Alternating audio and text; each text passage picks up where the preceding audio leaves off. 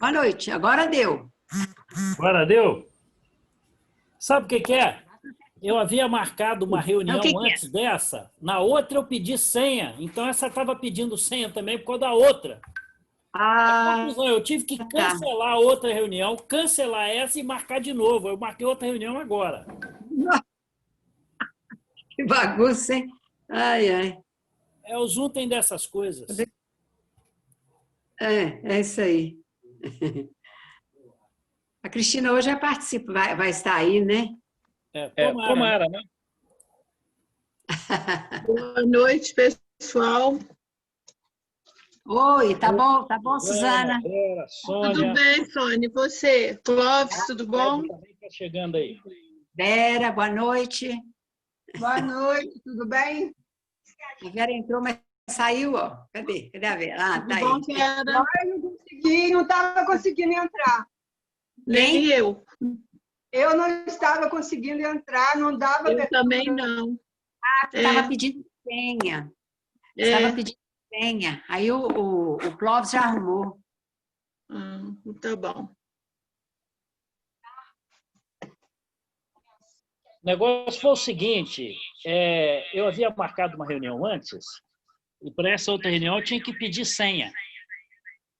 Aí aconteceu que ele teve uma reunião nossa também, só teve um jeito.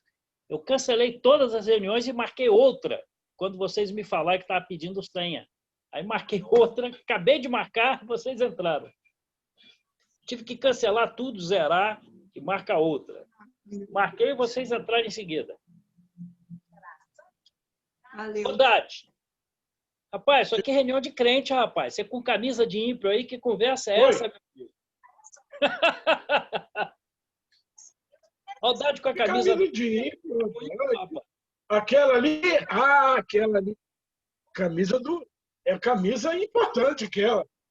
Meu sogro está do Mas meu eu lado não aqui, tô ele é atleticano. Ele falou que todo cruzeiro tem um galo em cima. Em Minas Gerais com tem ela, não, eu vou te um mostrar. galinho de lata em cima. Está confirmando aqui, tem mesmo. Atleticano.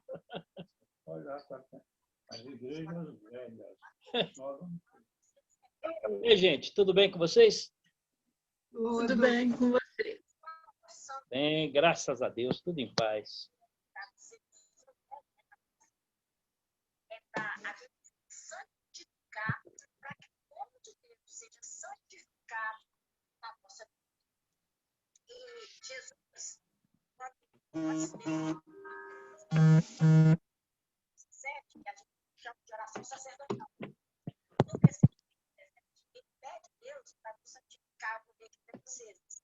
O João de Deus confirmou? E tem ele aqui, ó. Não confirmou, não. Aí pede espontaneamente um que tiver aí para fazer. Ah, tá. Leitura de um texto bíblico.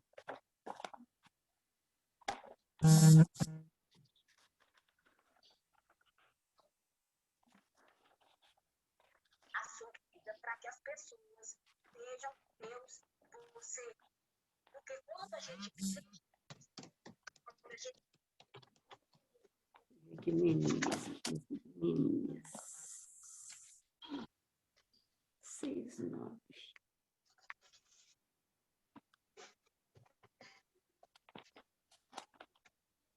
Tá aqui, meninas. E aí, tá tudo bem com vocês todos aí? Graças a Deus. Tudo legal. Graças a Deus. Tem gente Hoje, que... Clóvis, Hein? hoje eu chamei a minha irmã Cristina para ver se ela anima a participar do grupo. Vê se depois você escreve para ela. Vou escrever para ela. Eu acho que ela está no grupão da MPC que eu mando toda semana. Eu peguei aquele pessoal do JF, meu amor, peguei todo mundo. Pra você ter uma ideia, eu tenho em torno de 110 pessoas para quem eu mando.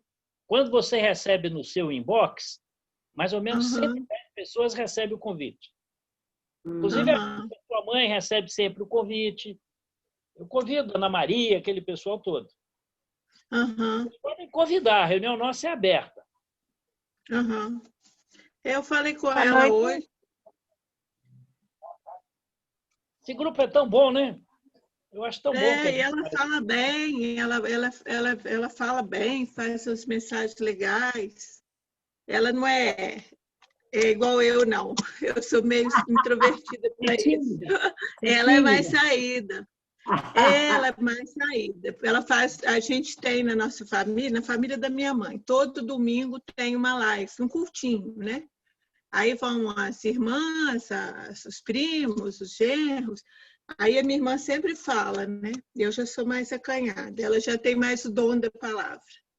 Não herdei isso do meu pai, porque meu pai Mas tinha. olha, o seu pai pregava todo terceiro domingo no Dom Bosco. Ele era muito amigo meu, Eu né? ia junto com ele quando ele ia, Clóvis, você não lembra, não?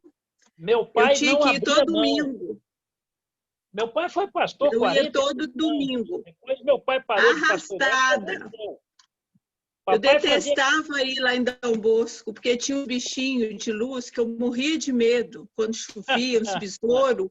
Nossa, eu ficava contando os minutos para o culto acabar para eu ir embora, menina. Eu era criança. Eu sou a mais velha, né, de nós 6. Aí eu tinha que ir, porque os outros eram pequenos, minha mãe não ia, eu tinha que ir, de manhã e de noite. De manhã eu ia, beleza, né, na escola dominical, mas de noite, o dia que tinha que ir para Dom Bosco, ai, meu Deus, Mas eu que fui agonia, eu pastor ficava 7 anos e meio. Eu fui pastor 7 anos e meio. Eu fui o primeiro pastor exclusivo lá. Eu só saí porque a igreja estava pronta para emancipar e eu já tinha vindo para o Rio, eu estava morando no Rio. Falei, gente, a igreja tá. precisa de alguém que possa ter mais tempo para ela. Aí propus o bispo conseguir uma pessoa que ficasse lá. Aí eu vim, eu fui trabalhar em Bela Porque Aurora, que também ela emancipou. era... Entreguei a igreja pronta para emancipar. Uhum. Mas meu pai Eu fazia dou questão de graças todo a terceiro Deus, domingo né? ouvir o seu pai. Mas olha, o pai da Suzana, ele É. preparou mais de 500 estudos bíblicos. São Nossa, 51 domingos por mês, por ano, né? São 51 domingos. Quer dizer que tinha 53, estudo não. bíblico para 10 anos de escola dominical. Ele Ô, me deu uma bem. pasta Ele grossa uma gostava. vez, assim, que ele já tinha desfeito de muito. Eu copiei mais de 350 estudo bíblico dele, que eu tirei xerox, uma pasta grossona. Vocês imaginem. Eu nem sei o que virou isso, Semana, que a quanto minha tempo mãe, que quando ele ele ficou? morreu, desmontou. Eu nem sei o que virou, porque ele tinha um escritório só dele na casa. E quando ele morreu, minha mãe desmontou aquela montanha de livro velho. Eu acho que foi tudo pro lixo, porque não tinha lugar para pôr. Depois ela vendeu a casa, comprou um apartamento, aí que não tinha lugar mesmo, né? E eu nem Seu pai sei que fim confiava levou. muito em mim, viu? Seu pai confiava muito em mim, Ele ele me chamava gostava para muito de conversar com você. ele. Nós íamos para aquele É, escritório, trancávamos a porta, ele conversava de tudo que você imaginar. é, Quando faltava ele assunto, gostava. a gente ia falar do tempo que ele jogava vôlei, jogava tênis. Não Tênis, sei se vocês sabem, o pai dela foi pentacampeão de vôlei e pentacampeão de tênis lá da Universidade Federal de Juiz de Fora. Disputou Olha, ele campeonato foi campeão brasileiro. mineiro de tênis. Ele foi É. campeão mineiro de tênis. Jogava Ele se super destacava bem. no Brasil como jogador de tênis e jogador de vôlei. Imagina. nossa. Jogava muito bem tênis. Vôlei eu não lembro, não, mas tênis eu fui a vários jogos dele. Teve uma vez um piquenique da igreja, lá no Dom Orione, aí não sei como lá, ele foi para a quadra lá, apareceu uma bola de tênis, uma raquete, e aí jogando bem. Eu falei, professor, o senhor leva jeito, ele deu uma gargalhada. Você não sabe, não? Não, rapaz, já fui campeão de tênis quando novo, eu disputava representando a engenharia, disputei campeonato brasileiro, fui campeão de não sei das quantas. Aí ele me contou a história. Eu vi ele lá dando show nos meninos, lá ele grandão, pesadão, e dando show na molecada lá. Sim, ele era muito bom. Ele ganhava, com quase 60 anos, ele ganhava de menino de 20 anos. Ele tinha uma técnica fora do comum. Ele aprendeu tudo sozinho, lendo. Ele era pegador de bola, porque ele era muito pobre, né? Então ele ia para o clube para pegar bola, para ganhar o dinheiro. Aí um dia faltou lá, não sei quem, botaram ele na quadra, colocaram, babaram. Ele pegava livro em inglês, aqueles romão do clube, e aprendeu inglês para poder ler os livros. Ele era autodidata, ele aprendeu tudo sozinho. Muito esforçado. Meu pai era extremamente inteligente. Ele era filho do Nestor, não é isso? Sim, Filho do Nestor, E o Nestor ele conta que o Nestor era muito pobre, o pai dele. A mãe ele Quando perdeu, ele tinha contava, né? 15 anos. Eu nem conheci minha avó, a mãe dele, Olha. Elisa. Não conheci. Mas o Paulo Henrique era uma pessoa notável.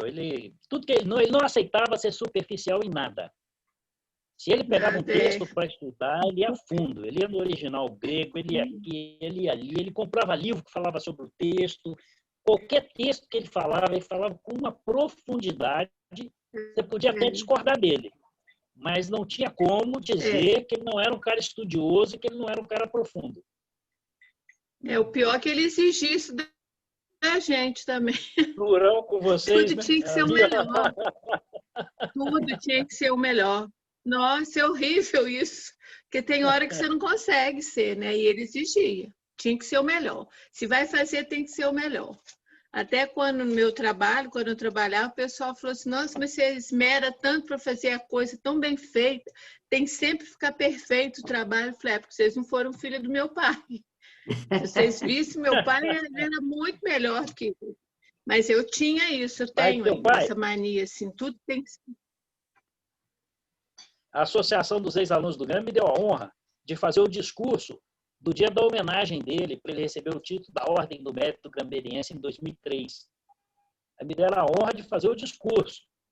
Aí eu foi no Rio, né? Eu fui. Dele. Não, foi Juiz de Fora. Fui. Foi Juiz de Fora. Teve uma no Rio, e essa, a entrega foi em Juiz de Fora. Mas em 2003, essa de Juiz de Fora, essa de Juiz de Fora que eu fiz o discurso, que foi entregue. Ele pode ter sido homenageado aqui e entregue oficialmente na Semana Gramberiense. Que foi na Semana Gramberiense, naquela manhã da Academia de Letras, na Semana Gramberiense. Aí, na hora, eu perguntei para todos os ex-alunos, eu com o discurso pronto, falei, resume ele em poucas palavras. Falou assim, olha, ele tinha muita paciência, muita dedicação com o aluno pobre, mas era durão. Ele era durão. Ele não aceitava nada além do perfeito. Aí estava atrás de mim assim, verdade e perfeição do Gramber, foi o único improviso que eu fiz. Verdade, apontei para o lado, e perfeição, combinava com ele. Ele era muito exigente, né, dentro de sala de aula. Muito. Mas era um excelente professor, muito bom mesmo. Ótimo. Você falou uma vez que ele foi seu melhor professor, né? Foi na faculdade que eu fui aluna. Eu me aproximei dele. Eu me aproximei dele quando eu ainda era adolescente, da Mocidade para Cristo. Eu tinha, acho que, 18 anos. Ele me chamou, eu trabalhei na Cantostes, e ele ia ser homenageado na formatura. Então, ele dirigiu a celebração ecumênica na igreja de Santa Terezinha, e ele ia ser o paraninfo da turma. Aí ele me pediu que levasse os jovens da Mocidade para Cristo para cantar. Na época, São Mateus era uma igreja ainda sem mocidade, né? Não tinha aquele conjuntão de jovens. Aí eu catei uma turma do Elohim, fomos lá e cantamos na formatura. E ele foi o paraninfo. Foi aí que eu me aproximei dele, com 18 anos. Aí comecei a conversar com ele, comecei a frequentar a sua casa, depois virei pastor, reencontrei com ele de novo. No começo a gente tinha muita divergência, né? Depois começamos a ter confluência. Ele, quando a pessoa não concordava, ele não ficava muito satisfeito, não. Ele era não ficava, não. Ele era meio pirracento. Então, era bem complicado. Dele, né? Mas eu aprendi a lidar com ele. Suzana, então, o quando Clóvis eu lidava com ele, que ele questionava a minha posição, eu estudava a fundo e passava para ele. Professor, mas veja o significado disso, e passava para ele. Já que o Clóvis falou aqui, então o Clóvis caiu na do seu pai, né, Suzana? Já que seu pai era sim. Ele é assim, foi sim, ele gostava. Mas quando ele discordava de uma pessoa e não agradava, menina do céu, não dava certo de jeito nenhum. Era assim, ele era muito assim, nossa, ia tudo muito bem quando você concordava com ele. A hora que discordava, o bicho pegava. Ficava bom, não. Bem complicado. Aquele sangue mas de o homem alemão, sabia, né? Viu? O homem sabia. Quando você fazia uma pergunta para ele, num texto bíblico, quando ele não sabia, ele falava, semana que vem a gente conversa sobre isso. Nós conversaremos sobre esse texto. Aí ele aprofundava e aí dava um show. Pegava no grego, pegava aqui, pegava ali, explicava e esmiuçava de Ele uma falava maneira. muito bem, né? Ele tinha o dom da Pregava palavra, muito isso ele bem. tinha. O Apesar dele sermão ser dele, o sermão professor muito na bem área trabalhado. muito bem estruturado, né? Mas assim, eu ficava boa porque ele era professor na área de exatas, né? Não era nessa área. E ele escrevia muito bem, falava muito bem, o português dele era super correto e exigia muito da gente também, né? Então, eu achava assim, ele era bem completo, né? Mas ele tinha o dom da palavra. Isso eu acho que você nasce com aquele dom, né? Não é todo mundo que tem, né? Eu, por exemplo, não herdei isso Você dele, não. imagina seu pai Meu hoje irmão ouvindo o sermão de hoje aí que o pessoal faz. Nossa, ele morria. Mais problema do que na época. Quando ele via alguém pregar um erro de português, menino, ele ficava para morrer. Gente, mas o povo não estuda, vai para frente da igreja e fala, ó, nossa, ele não gostava de jeito nenhum. Aí ele dava um jeitinho de chamar a pessoa, corrigir, falei, pai, pelo amor de Deus, não faz isso não. Não, a pessoa tem que parar, porque senão ela fica fazendo feio na frente dos outros, que não sei o quê, era o jeito dele, né? Coitado, então que era muito amigo do meu pai, era o Campante, né? O Campante era muito amigo meu também, porque era amigo do meu pai. Ele era outro muito franco também. Às vezes eu falava uma palavra errada, igual por eu falei, nem dolo algum achou na sua boca. Eu falei, Pastor Clóvis, é dolo, não é dolo, é dolo. Era, o Campante era. O Campante era assim, bem intransigente também. Bem bravo, né? Não, meu pai era mais sutil para falar com a pessoa. O Campante era mais... Meu pai chamava a pessoa no canto, explicava. Falava, você seu quiser, pai você pode ir lá. Assim, que não gostava de piada maldosa. Seu pai não gostava de falar palavrão. O Campante não, o Campante o contrário. O Campante falava palavrão, falava piada maldosa comigo. Ele ria demais quando eu falava alguma besteira com ele. Mas seu pai não, seu pai era muito certinho. Se falasse uma bobagem com ele fechava a cara. Não gostava, não. As poucas vezes que eu toquei uma bobagem, qualquer coisa assim, ele fechava a cara olhando para mim, não ria não. Eu falei, opa! Ele nunca gostou, não. Ele tinha isso mesmo. O professor Campante, ele gostava muito de mim, né? Porque a Esther tem a mesma idade que eu, a gente estudou junto no Gramber. E passamos a vida inteira, na igreja, na escola. E ele gostava muito de mim. Aí ele falava que todo ano, no meu aniversário, ele me ligava. Dia 21 de junho. Aí falava, minha filha, você é uma pessoa que foi escolhida. Você nasceu no dia de Machado de Assis. Olha que privilégio. Campante nascer falava? No dia de Machado de todo ano ele falava comigo, ele me ligava e falava. Eu falei, pois é. Ele fazia aniversário no dia 4 de dezembro. O aniversário dele era 4 de dezembro. Eu e a Esther, a filha dele, ela faz dia 13 de junho e eu dia 21. Ela é mais velha do que eu 7 dias. Ele não esquecia a data do meu nascimento, porque era próximo, né, da Esther. Mas era engraçado. Sempre, toda vez que ele encontrava, depois que ele veio morar aqui em Brasília, com a dona Geni, eu fui um dia na casa da Esther, a mamãe estava aqui com o Dudu, meu irmão. Fomos nós 3 visitá-los, né? Ele falou para mim, ele já estava falando enrolado, que ele tinha tido, não sei se foi um AVC, não sei o que foi, você não entendia bem. Aí a Esther falou, ele está te falando que você nasceu no dia de Machado de Assis. Eu falei, Esther do céu, não esquece isso. Ele falou, não, a memória dele melhor é boa. Memória que eu vi até hoje. Ele fala trucado. Ele fala Mamãe trocado, a gente não conseguiu entender. Minha mãe uma vez falou que a minha irmã estava frequentando a igreja presbiteriana de Botafogo. Eu falei, já sei, na Rua da Passagem, número tal, e deixa com muita precisão. Minha mãe aí falou com ele, professor, como é que o senhor sabe o número que a igreja tem na rua? Eu falei, eu passei de ônibus e vi.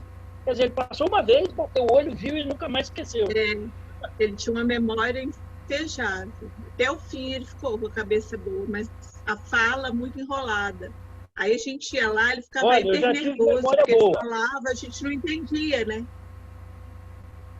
Não entendia. Eu já tive memória boa. Eu queria que o Eliezer estivesse aqui, que eu ia falar na frente dele para ver se ele lembra. Uma vez eu estava na rua com o memória boa. Mas o Eliezer queria o texto.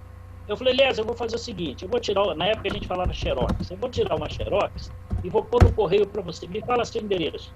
Eu falei, você tem caneta aí? Não, não precisa, eu guardo. Ele falou, não, você não vai guardar. Eu falei, qual é seu endereço, cara? Fala aí. Eu ainda falei que daqui a 15 anos eu vou repetir seu endereço. Aí ele me falou, Rua Bias Fortes, 189, Fábrica. Eu falei, Rua Bias Fortes, 1289, Fábrica. Não esqueço. E pus no correio para ele, ele recebeu. Aí depois, quando nós reencontramos, eu falei, Eliezer, sua mãe ainda mora na Rua Bias Fortes, 189, Fábrica? Como é que você sabe? Você esqueceu que eu te encontrei quando eu tinha 18 ou 19 anos e você uns 16 ou 15? Eu pus no correio para você o negócio, eu falei que não ia esquecer seu endereço. Você tem memória boa, eu não tenho mais não. Minha memória já foi boa. Hoje já está bem ruimzinha. Boa noite aí, boa noite. Boa noite. Boa noite. Boa noite. Te adicionei hoje, hein, Suzana? Que sorriso bonito lá. Meu filho. Agora a gente vai poder conversar. Vamos, de vez em quando a gente está junto. Libera a sua imagem aí, Bel. Você está tão linda. Libera a sua imagem aí. Luiz. Oi, Suzana. Cadê as fotos do casamento da Ludmila? Nossa, tão bonito demais, viu? Vocês não viram, não? Cadê? Passa pra gente ver. Eu vi, viu, Luiz? Deixou uma mensagem para vocês lá no YouTube. Eu não vi, não. Ficou muito lindo. Foi lindo, sim. Eu pensei muito no Clóvis lá, você acredita? Porque o Clóvis me deu uma dica lá do casório, eu pensei muito nele. Ah, é? Você bota no grupo aqui da nossa live pra gente ver, Luiz? Vou colocar sim, com muito prazer, tá? Coloco sim. Aqui, tá no YouTube. Meu filho, ela é tão bonita. Eu vou colocar o endereço do YouTube no grupo lá. Tá no YouTube. Ficou muito bonito. Vale a pena assistir. A Bebel tá maquiada, hein, Bebel? Boa noite. Uai, só um batom, não é maquiagem isso não, tá chique, Bebel. Não, nada. Isso aqui é de todo dia, Luiz. Tem que ser, né? Aqui, eu vou ficar só um pouquinho com vocês hoje, que eu tenho um compromisso, eu tô enroladíssima, mas eu queria ver vocês, dar um oi, tá? Você desenrola seus compromissos toda segunda-feira, que seu lugar é aqui conosco. Não tem jeito. O trabalho ele não dá chance de desenrolar e não tem jeito. Traz um compromisso para cá também. Bota o compromisso e assistindo a live aí. Não. O compromisso qualquer dia assiste a live, mas não é esse, não. É trabalho mesmo.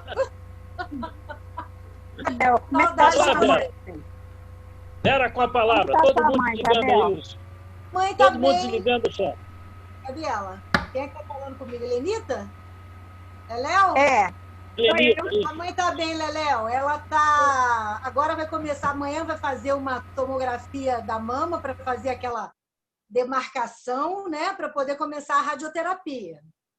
E assim, dentro do possível, nesse aspecto ela tá bem, mas ela tá com muita complicação da cirurgiazinha que ela fez há dias atrás, entendeu?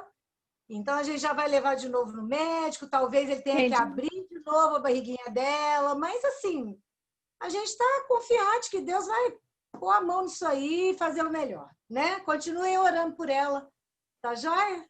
A memória dela é muito boa, avisa para mandando abraço para ela também. Tá bom, querido. Eliane falou que vai colocar o nome da mãe no Guerreiras de Oração. Eu lembro dos seus avós, dos pais dela, Dona Taninha e o seu Nicolau. Lembro muito deles. Eu os visitava lá em Jardinópolis. Era ecônomo deles, quando jovem. Mesmo, são os dois. Abraço para sua mãe por mim. Ela está com a memória boa. Obrigada. Quando ela for operar, você avisa, tá? Eu aviso. Não, a Eliane... Quando ela for operar, você avisa. Eu aviso a Eliane e ela avisa você. Tá? Tá. A gente fala também no grupo, quando acontece. Tá, para a gente colocar no grupo de oração. Sim, com certeza. Para colocar no grupo de oração lá da igreja. A gente está contando com as orações dos irmãos. É isso que a gente pede. Ô, Bel, eu só não conhecia a sua avó, mãe do seu pai, porque o vô Otávio eu conheci, conversava muito com ele. Foi o Otávio a muito ativo do Sindicato dos Aposentados, muito ativo. Gostava muito de falar com ele. Mamãe gostava muito do Otávio. Mamãe gostava muito dele também. Ela lidou com ele quando nova, né? Mesmo. Na Igreja Central de Juiz de Fora. Mas vamos adiante, vamos começar. Falou, querido.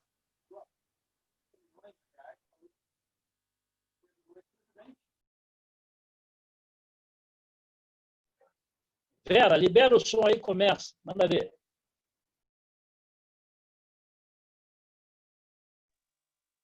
Clóvis, eu vou começar a ler ou é a Sônia que vai ler o programa primeiro? Hein? Clóvis? Clóvis? É você, Vera.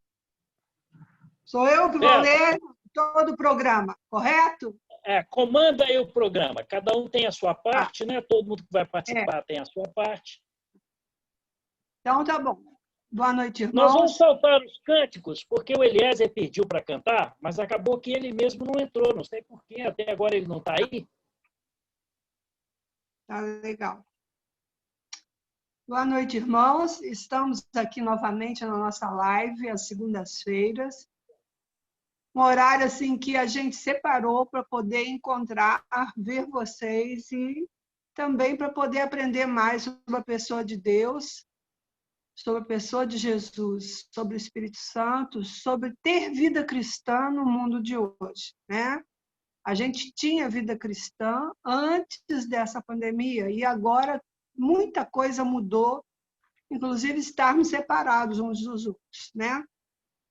Então, nós vamos estudar hoje Mateus, de 5 a 15, né?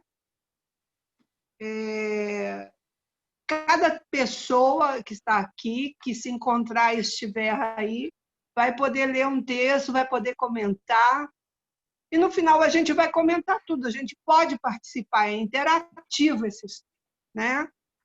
E eu dou boas-vindas a todos, inclusive aqueles que geralmente não estão com a gente nas segundas aqui, tá? Que estiverem por aí, podem dar boa noite, podem falar. Desliguem os sons, tá? Para que nenhum outro som entre na nossa live, né? E manter os fones fechados, tá bom? Eu gostaria que... O João de Deus está aí? Não. Clóvis. Tá, não. João de Deus está aí? Tá não, tá não. Quem pode fazer, então... Oi? Pediu Dade para fazer oração? Pode, Dade. Ô, Dade. Posso. Tem uma oração, Posso, e se você puder ler um texto bíblico, eu agradeço, tá? Se você tiver aí um texto separado, ou então você pode falar também. Tem aí? Eu não tenho, que eu estou sem a Bíblia aqui. Tá. E eu estou sem meu óculos também, vai ficar difícil. Então, ora, por favor, que a gente aguarda ouvir a sua voz. Tá joia. Senhor Deus eterno Pai, obrigado que podemos estar na Tua presença. Obrigado também, Senhor, porque nós podemos fazer essa live, ver esses irmãos que a gente não encontra há muito tempo e queremos a Tua presença no estudo que vai ser dado agora. Que ele possa entrar no nosso coração e na nossa vida. E esteja agora também, Senhor, com aqueles irmãos que, por algum motivo, não puderam estar hoje aqui na live. Em nome de Jesus, amém. Amém. O que eu tenho para falar? Nós não vamos fazer nenhum cântico hoje, porque o Eliezer que estaria aí participando, ele não vai estar, né, Clóvis? Ok, Clóvis? Exato, exato. Não, ele falou com muita convicção, direto. eu peguei e não tive a preocupação de baixar os cânticos, senão tá. Eu teria baixado. Se vocês quiserem, eu canto direto, então, minhas vai mãos, no texto. Oi? Se quiserem, eu canto a música, que é a oração, né? Ergo as minhas mãos, que é uma oração. Pode ser, eu acredito. Muito bom. Quer que comece? Pode sim. Quero.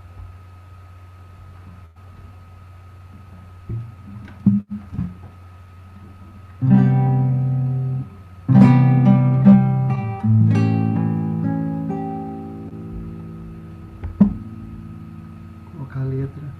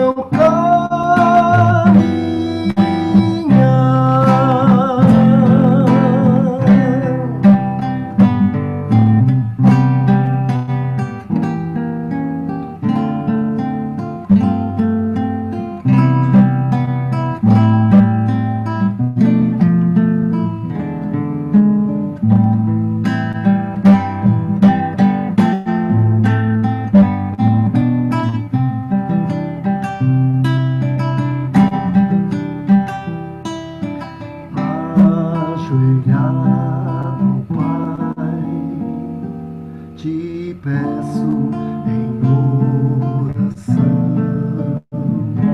a força pra vencer todo o mal.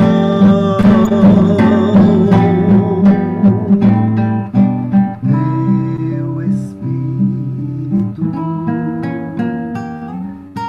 enche meu coração de tua presença. Eu quero ter mais, sim, eu quero ter mais. Sem ti, teu amor sem par, teu querer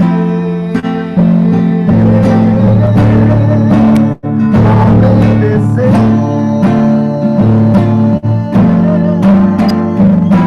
Jesus,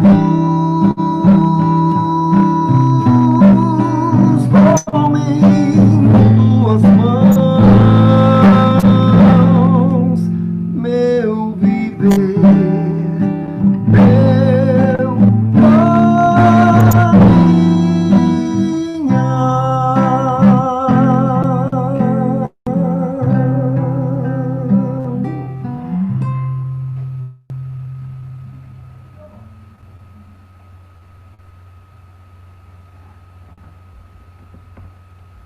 Libera o som, Vera.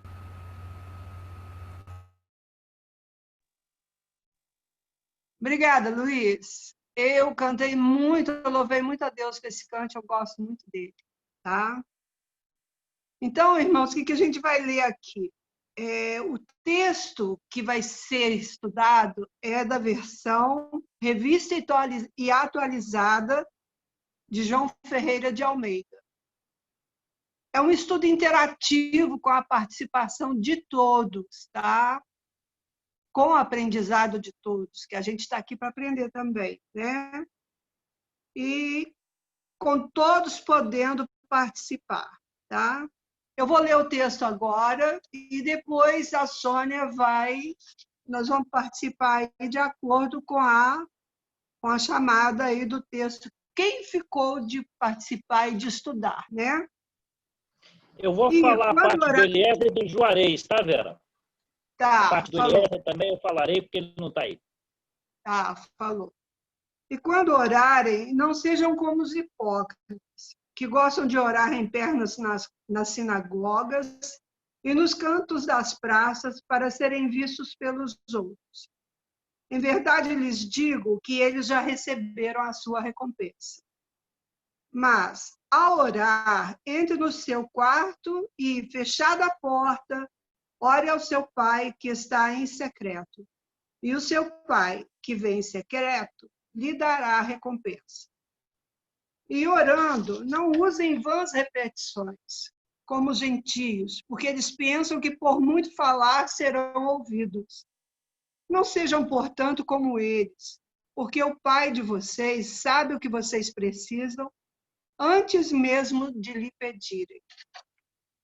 Portanto, orem assim: Pai nosso que estais nos céus, santificado seja o teu nome, venha o teu reino, seja feita a tua vontade, assim na terra como no céu. O pão nosso de cada dia nos dá hoje, e perdoa as nossas dívidas, assim como nós também perdoamos aos nossos devedores.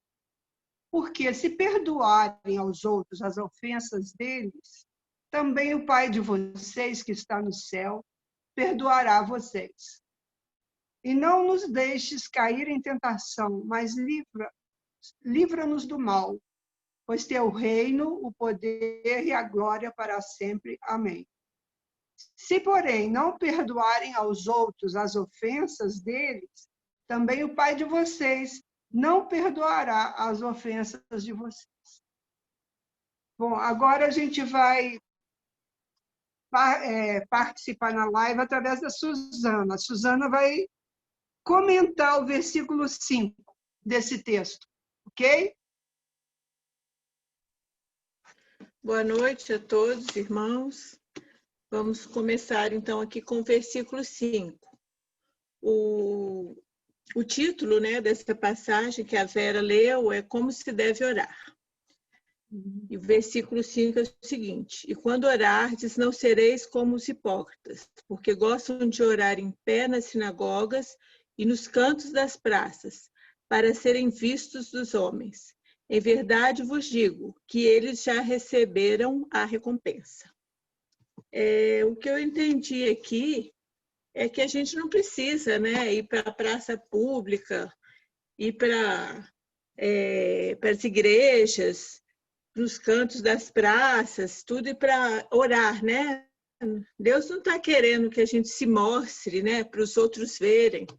Uma coisa assim que parece que não é tão pura, não vem de dentro da gente, né? Você está fazendo uma oração para as pessoas falarem, olha, aquele ali é santo, né? Está na igreja, né? É correto. Não é isso que Deus quer de nós, né? Eu interpretei esse versículo desse jeito. Agora, eu queria a ajuda de vocês, porque a última frase desse versículo fala, em verdade vos digo, que eles já receberam a recompensa. Eu não consegui entender essa frase dentro desse contexto aí, porque ele fala que você não precisa ficar se mostrando para a sua oração ser ouvida por Deus. Mas, né? Suzana, isso aí é o seguinte, havia até a oração do publicano, né, e do mendigo, do pobre, que ele chega, bate no peito, Senhor, graças te dou, porque eu não sou como esse que está aqui. O judeu acreditava que se ele era rico, porque Deus achava que ele era melhor do que o pobre. Por isso Deus o abençoava para ele ser rico. Então, se ele era rico, ele era mais abençoado, mais querido de Deus do que o pobre. Jesus, quando fala a parábola do Lázaro, ele fala justamente para subverter essa ordem. O pobre e Lázaro, naquela época, era leproso, doente, quer dizer, amaldiçoado na visão do judeu, foi para o céu. E aquele que era abençoado, rico e saudável, foi para o inferno. Quando Jesus fala que ele já recebeu a recompensa, é porque eles oravam em pé, nas praças, na sinagoga, para ser visto. E, naturalmente, eles se esbaldavam. Senhor, eu te agradeço, porque o Senhor me deu isso, me deu isso, me deu isso, me deu... Quer dizer, ele queria aparecer. E conseguiu aparecer. Possivelmente até foi invejado por muita gente, porque ouviu ele dizer tudo que ele tinha ali, tudo que ele recebeu de Deus, falar, esse cara é peixinho de Deus mesmo, olha só como é que ele recebeu tanta coisa. E quem sabe até tem inveja dele. Quer dizer, a recompensa dele era terrena, apenas o reconhecimento dos homens. Foi nesse sentido que Jesus colocou essa questão. Porque eles oravam em pé, batiam no peito, se vangloriavam do que tinha, como se fossem mais especiais aos olhos de Deus, de quem não tinha riqueza, saúde, etc, etc, etc.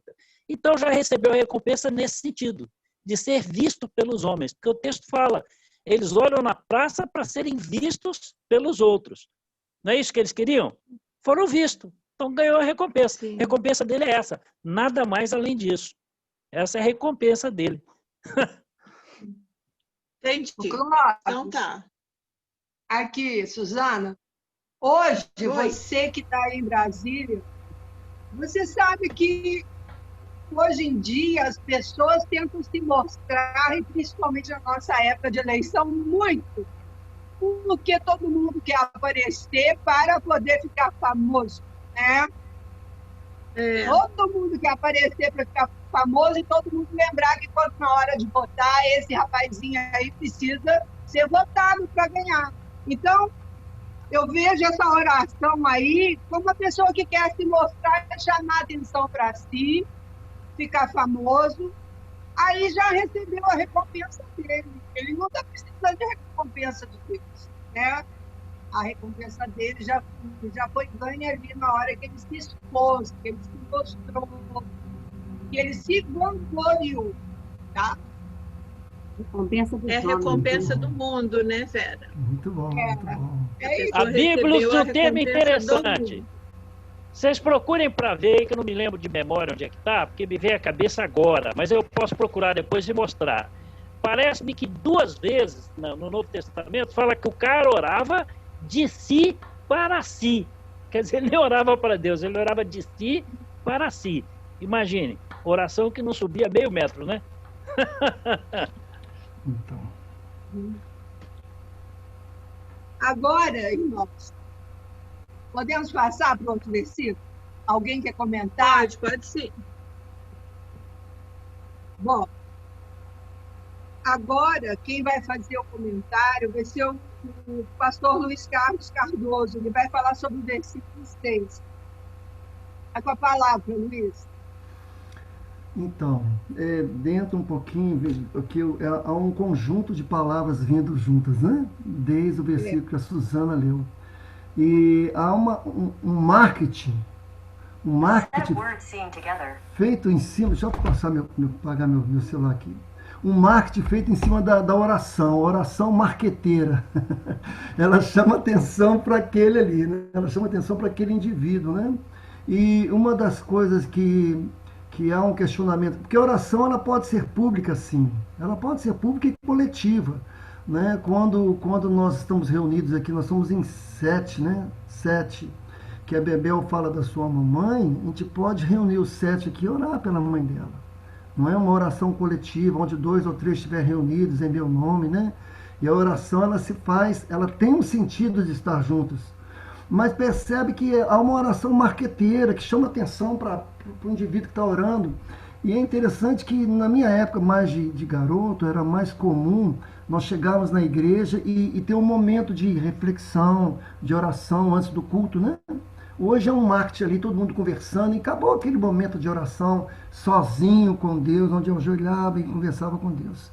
Hoje, quando você vê alguém ajoelhado sozinho, conversando na igreja, ele vai estar fazendo média. Está lá, ajoelhado, lá, tá vendo? Para todo mundo ver. Não é? Mas, na verdade, é um secreto dele com Deus. Quando o Senhor libertou o povo de Israel, né, lá do Egito, ele falou que os homens dele se trancassem dentro das casas e no portal, nos umbrais das portas, tinha o sangue do cordeiro. Deu uma ideia de que dentro da casa eles estariam guardados no seu íntimo.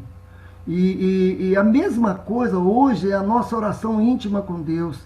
Quanto mais interior, mais alma eu estiver na oração, quanto mais dentro dela eu estiver, eu vou estar guardado dentro do lugar secreto.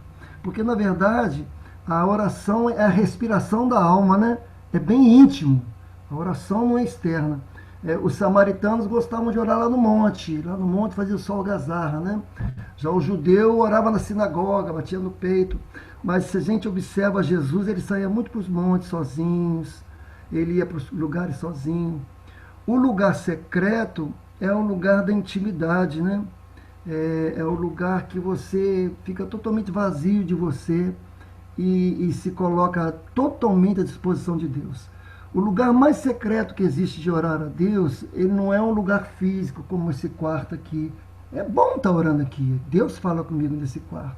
Mas o lugar mais secreto para conversar com Deus é quando eu estou vazio de mim, que as portas estão fechadas para os entretenimentos de fora, qualquer coisa, e é difícil, pode ter certeza que é difícil, a gente começar a orar e não começar a pensar em várias coisas. Então, esse secreto é um lugar que eu fico totalmente vazio de mim e conversando com Deus. Existem momentos de estarmos tão vazios de nós que nós ficamos quietos, nós não conseguimos falar. E Deus considera esse tempo não é solitude não, né? De solidão nossa com Ele. Ele vê a nossa solidão com Ele. Às vezes tem pessoas que falam, aquilo que a Suzana falou agora, não é pelo muito repetir, né? Existem momentos que eu sou tão nele que eu não estou tendo palavras. E existe momento que eu estou chorando aos pés dele. Então, quando eu vejo o meu versículo, que o quarto, né, o meu quarto interior é o meu lugar de intimidade com ele. Onde que é meu secreto? É o meu lugar de intimidade com ele. E eu posso conversar com minha esposa, que eu tenho um relacionamento com ela quase 100% sobre tudo, né? Mas existe uma coisa que eu converso com Deus. Só minha cabeça e Deus. Interessante, não sei se o pastor Clóvis pode estar falando comigo aqui, ou outras pessoas, existem coisas que a gente nem fala em voz audível, em oração. A mente conversa com Deus de tanta intimidade. E há uma validade muito grande nisso, porque o Espírito Santo ele já mora em nós. Um dos meus E você entendimentos... sabe disso, Luiz. Você é pentecostal, você sabe disso. Tem hora que a gente não acha a palavra e fala palavras que não existem. Fala em línguas, porque a gente não acha palavras para falar. Né? A gente fala muito coisas do interessante, inconsciente. gente. Exatamente. Porque uma das coisas que fala na palavra, da oração, é quando estiverem dois, não é isso? Já viram essa palavra? Dois concordando? Você sabe que você orando sozinho no quarto, sempre você está em dois? Porque você é templo do Espírito Santo, não é? Então, quando você clama, o Espírito Santo clama com você. E o Espírito Santo é uma pessoa. São dois ali clamando, mas só ele sabe o secreto do seu coração. Então, eu vejo orações secretas no meu quarto, sim, mas eu vejo a oração secreta no meu quarto como o íntimo da porta fechada para o entretenimento exterior. Eu paro de pensar no exterior e começo a conversar com Deus em íntima e profunda constrição, orando a Deus. Esse versículo que nós lemos aqui fala sobre isso, né? Entra no seu quarto, porta fechada, e orarás ao Pai, e o Pai que estiver em secreto te recompensará. Só Ele vê o seu interior.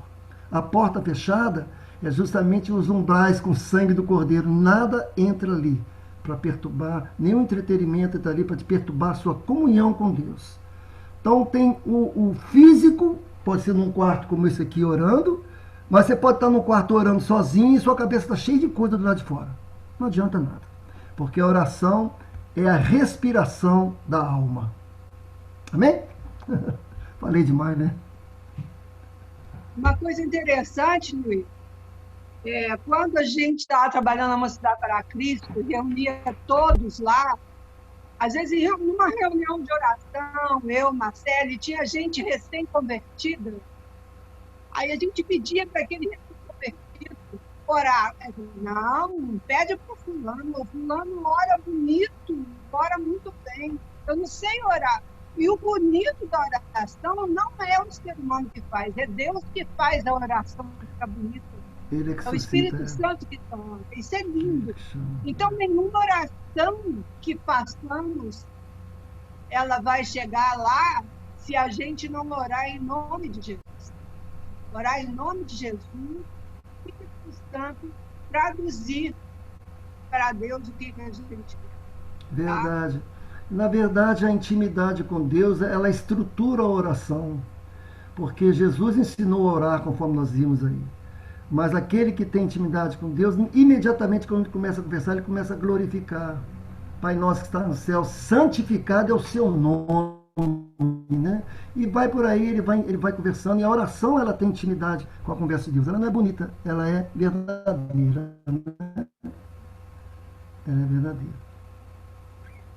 Bom, nós vamos ver agora os versículos 7 e 8. E eu convido a Sônia para poder falar aí para nós o que ela estudou, o que ela viu, para a gente poder aprender um pouquinho.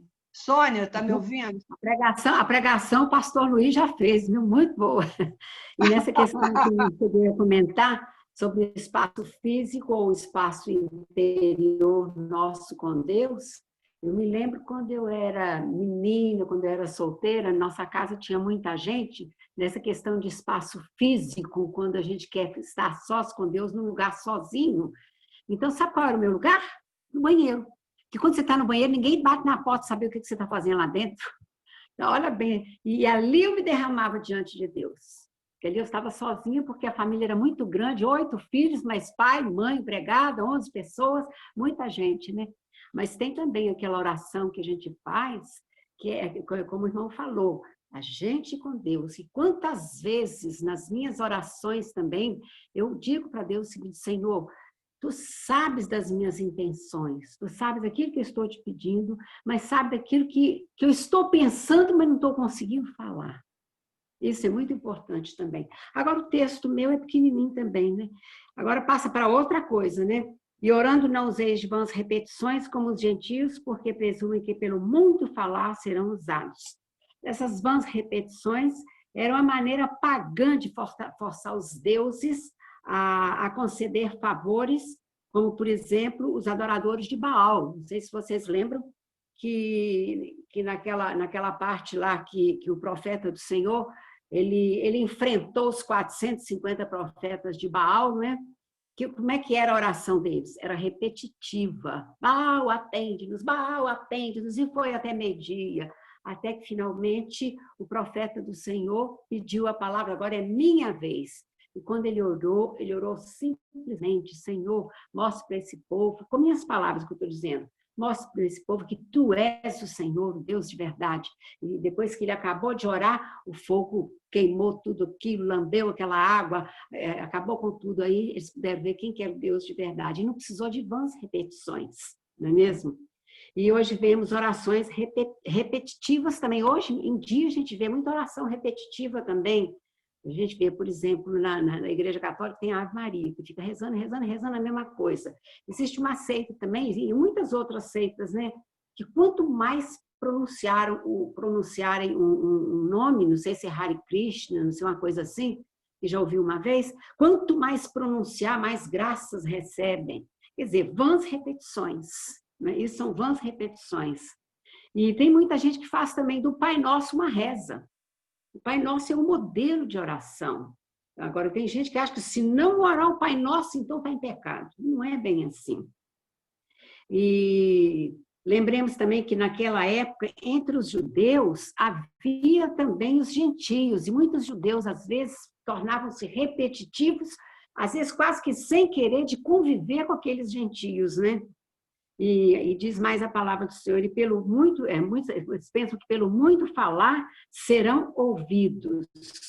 Gente, nosso Deus não é um Deus surdo, então não há necessidade de uma oração ser tão repetitiva e nem gritada. Deus não é surdo. Às vezes no silêncio do seu quarto, às vezes deitado à noite no seu travesseiro, você está em comunhão com Deus, você está orando o Senhor, e não precisa de tanta extravagância, né? E Deus está ali, está ouvindo. É como o irmão acabou de falar, aquela intimidade com Deus, isso é importante demais. Jesus Cristo tornou isso possível para nós. Que antigamente, para entrar no Santo dos Santos, tinha que ser através do sumo sacerdote. Mas Jesus rasgou, com a vinda de Jesus, o véu rasgou-se do alto a baixo. Então, todos nós temos acesso à presença do Senhor. Graças a Deus por isso. E aqui diz, não vos assemelheis, pois, a eles, porque Deus, vosso Pai, sabe o de que tendes necessidades antes que lhe o peçais. Então, eu pergunto o seguinte, se Deus sabe das nossas necessidades, então por que orar? Então, aqui eu vou ler um pedacinho do livro do reverendo Elber, que diz assim, sobre práticas devocionais, que é excelente. E diz assim, a prática da oração é a arte de entrar no Santo dos Santos e de nos colocar na presença do próprio Deus em espírito por meio da fé, valendo-nos do sacrifício de Cristo e falar com Deus com toda liberdade por meio da palavra audível. Então, a oração é uma necessidade nossa, nós temos necessidade de orar, nós temos necessidade, mesmo Deus sabendo tudo que nós vamos orar, nós temos necessidade de orar e o Senhor pede também que nós oremos, orai sem cessar. Não é? E outra coisa também, os resultados da oração.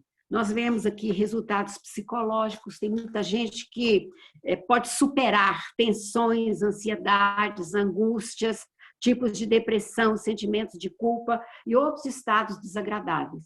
Agora, todavia, a gente tem que tomar cuidado para não fazer disso só uma consulta psicológica com Deus. Né? Então, tudo tem que ser bem equilibrado, né?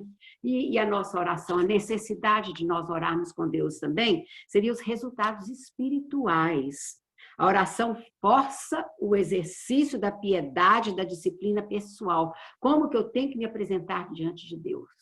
Como um pecador, lavado pelo sangue de Jesus, não sou nada, não sou ninguém, então vou conversar com o meu superior. Então, são os resultados espirituais.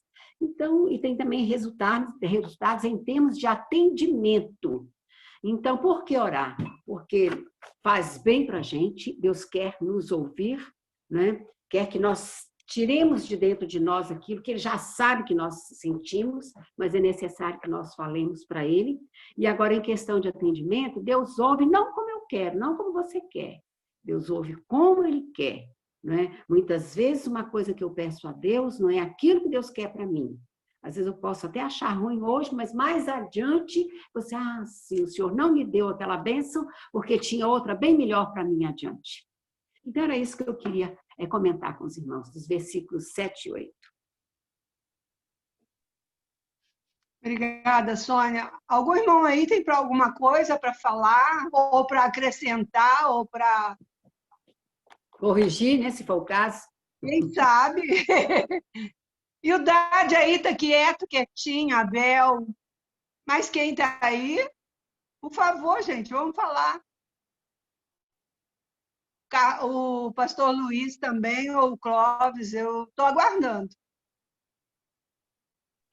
Eu ia aguardar a minha vez para falar, mas a gente, quando pequeno, a gente aprende assim, né? Deus fala comigo através da Bíblia e eu falo com Deus através da oração. Mas hoje, eu acredito firmemente que a oração é mais Deus falando comigo do que eu falando com Ele. É eu podendo tirar do meu inconsciente muita coisa que está me incomodando, me atrapalhando. E com a medida que eu falo, essas coisas vão se tornando consciente. E a partir daí, eu ganho mais consciência dela. Deus não precisa que a gente ore. Ele já sabe o que a gente precisa antes da gente pedir, conforme diz o texto. Ele sabe de todas as coisas. Tem gente que faz a oração como se Deus estivesse lá em cima, aí a pessoa conta para Deus assim, olha Deus, olha o que me aconteceu. Aí Deus fica, olha, estou surpreso e chocado, eu não sabia que tinha acontecido isso. Tem gente que conversa com Deus imaginando que a coisa é assim. Deus sabe de todas as coisas. Deus não precisa que a gente ore. Nós é que precisamos orar. É uma maneira da gente trazer a consciência e trazer à tona muitas coisas que vão no nosso inconsciente. E é uma maneira da gente lembrar de muitas coisas importantes para a nossa vida cristã. Por isso a igreja cristã nascente, ela era uma igreja ritualista. O Pai Nosso era repetido muitas vezes nos cultos todos que eles faziam. Mais tarde, um século mais tarde, quando eles conseguiram fazer o credo apostólico, eles também repetiam o credo apostólico. Por quê? Porque isso era uma maneira de trazer à mente algumas convicções, deixá-las muito claras na mente das pessoas. Então, a oração é Deus falando conosco. Nós não precisamos insistir em repetição.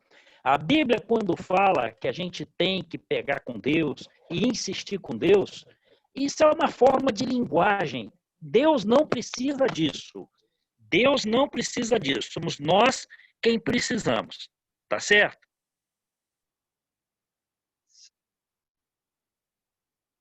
Bom, então agora, irmãos, quem vai comentar sobre os próximos versículos vai ser o Clóvis, porque o Eliezer não está aí e o Juarez também não está. Então, eu tenho aqui o versículo 9, 10 e 11, e que eu passo a palavra para o Clóvis. Caso algum irmão tenha para falar, não se acane, eu estou aqui para aprender, igual vocês estão, e para interagir, tá bom? Vamos lá, versículo 9, 10 e 11 diz o seguinte, portanto, orem assim, Pai nosso que estás no céu, santificado seja o teu nome. Venha o teu reino. Seja feita a tua vontade, assim na terra como no céu. O pão nosso de cada dia nos dá hoje.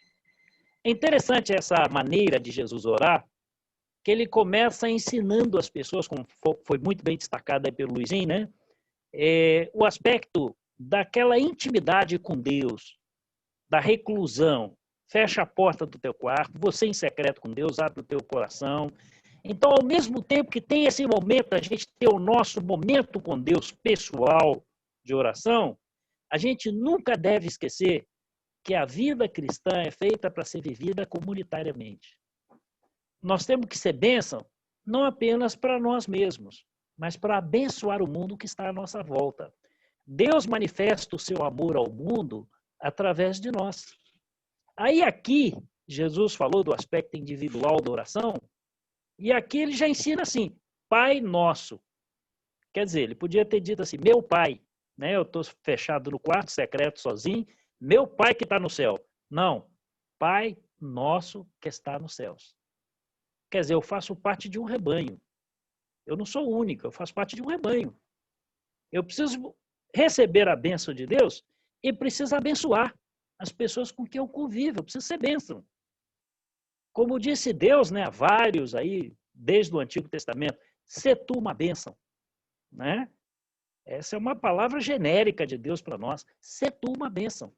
Eu vou, fecho a porta, me resolvo com Deus, mas não devo esquecer. Pai nosso, eu faço parte de um rebanho, eu faço parte de um povo. De um povo que tem a vida eterna. Então, Pai nosso que está nos céus. A vida não se resume na terra.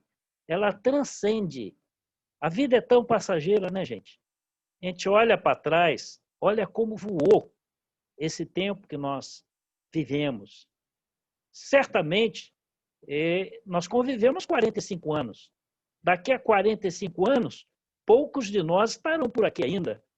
E passou muito rápido. E vão passar muito rápido também. E a vida passa muito rápido. E a gente não pode perder essa convicção de que a vida não acaba aqui. De que existe um céu. De que ele é eterno.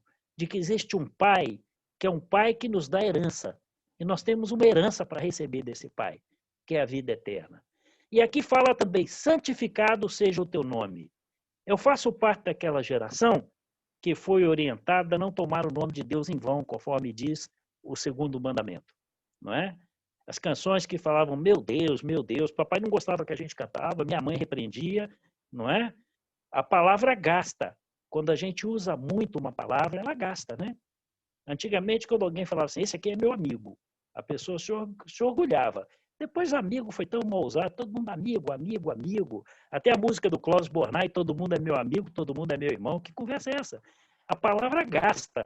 No Antigo Testamento, perdeu-se até a pronúncia do nome de Deus, porque eles não pronunciavam.